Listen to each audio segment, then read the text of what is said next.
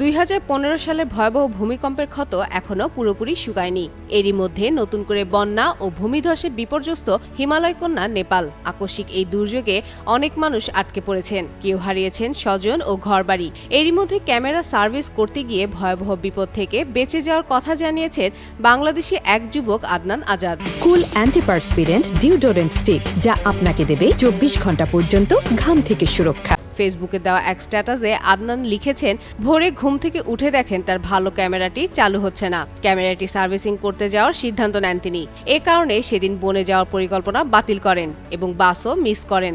আদনান জানান, camera service করতে যাওয়ার প্রায় 2 ঘন্টা পর তিনি জানতে পারেন যেখানে যাওয়ার কথা ছিল সেখানে ভয়াবহ বিপর্যয় ঘটেছে। তার ভাষায়, 2 ঘন্টা পর খবর পাই সব শেষ। স্ট্যাটাসে তিনি আরও লিখেছেন, আলহামদুলিল্লাহ আমি নিরাপদে আছি।